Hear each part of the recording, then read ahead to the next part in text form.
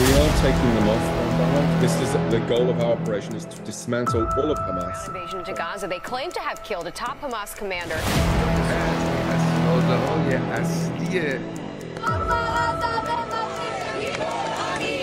Hundreds of Iran's leader at the UN today began to protest in the streets. Isang napakalaking balita ang umiikot ngayon sa social media at sa malalaking news center dahil binabanggit na ito ang isa sa pinakamatagumpay na strike ng Israel kontra sa Gaza na kumitil ng napakaraming Hamas at kasama na rin ang isang Hamas commander. Atin itong pag-usapan mga kaibigan.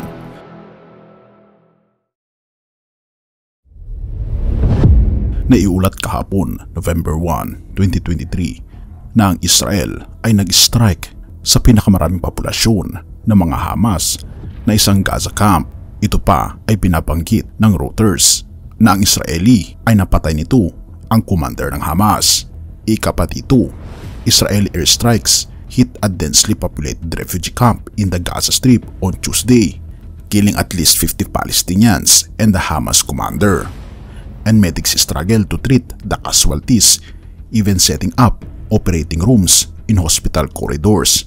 Ang mga tangke ng Israel ay matagal nang umaaligid sa Gaza. 4 na araw bago bombahin ng Israeli ang pugad ng mga Palestinian Hamas, na kung saan nabawi nila ang mahigit 200 na mga hostages ng Hamas. At binanggit pa ng Israel Defense Forces na na-strike nila ang Jabalia, ang pinakamalaki na refugee camp na pumatay kay Ibrahim Biari. Siya ang ringleader ng murderous terror attack noong October 7. Binabanggit ng Palestinian health officials na 50 na Palestinian ang napatay sa refugee camp at 150 ang nasugatan. Binanggit pa ng Hamas spokesperson na si Hazem Qasem na dinine niya ang anumang senior commander at klinim ang isang Israeli pretext na pumatay sa napakaraming sibilyan.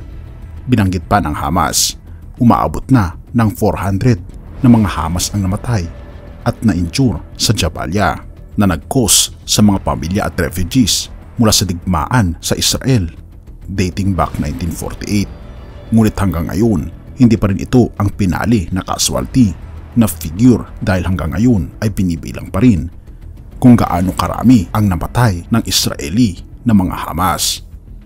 At hanggang ngayon ay hinihimok pa rin ng Israel ang mga residente ng Gaza na mag-evacuate sa northern areas na kung saan mas ligtas sa mga sibilyan. Meanwhile, sa Washington, ang mga grupo ng anti-war protest ay nire-raise nila ang mga red-stained na mga kamay para i-interrupt ang hearing sa Congress patungkol sa pagbibigay ng aid sa Israel, at sumisigaw sila sa kanilang slogan, "Ceasefire now, protect the children of Gaza, and stop funding genocide." Ngunit binabanggit ng White House, partikular sa national security, na sinasabi ng kanilang spokesperson na si John Kirby ay walang comment patungkol sa blast ng mga refugee camp at wala siyang impormasyon patungkol dito. Binabanggit pa niya, the killing of civilians is not our aim. Ito pa ang binabanggit ni Kirby. Meanwhile, ang mga wounded na Gazans ay dinala sa Egypt ngayon dahil mas ligtas ang mga nasugatan ng mga sibilyan ng taga-Gaza. Siguro nga ay ito ang pinakamatagumpay na airstrike ng Israel sa mga pugad ng Hamas. Ngunit hindi may tatanggi na maraming mga buhay ang kinitil ito, at para sa akin, hindi ito ang totoong tagumpay.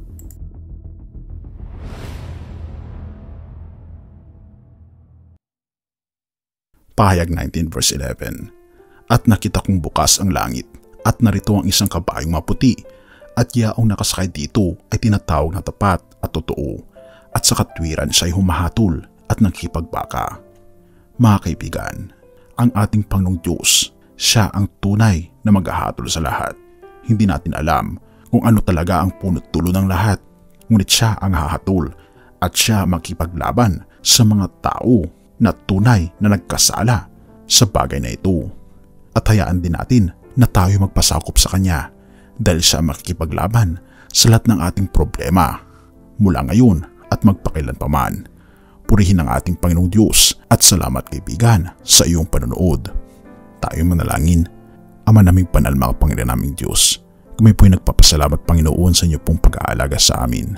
Salamat, Panginoon, sa patuloy ninyong paghihimok sa mga tao sa Israel na itigil na ang kaguluhan doon. Tulungan kayo, Panginoon, na may handa ang aming masarili. Bigyan ng peace of mind ang bawat isipan ng bawat isa ngayon. At nawa, Panginoon, ay tulungan kaming magtiwala sa inyo sa anumang kaparaanan. Salamat, Panginoon, sa pagkakataong ito. At patawarin po kami sa lahat ng aming pagkukulang at pagkakasala, pagkat ito ay aming samot hiling sa matamis na pangalan ng aming Panginoong Hesus. Amen.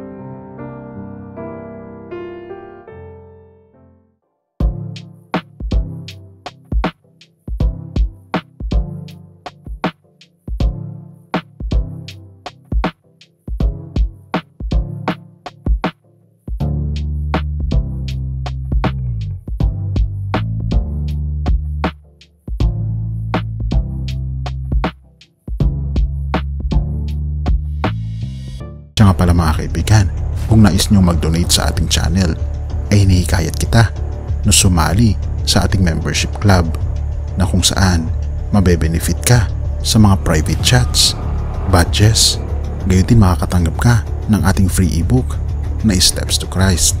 Ito ang isa sa mga pinakasikat na anti-stress na libro sa buong mundo ngayon. Salamat kaibigan sa inyong pagsuporta sa pag-join sa ating membership.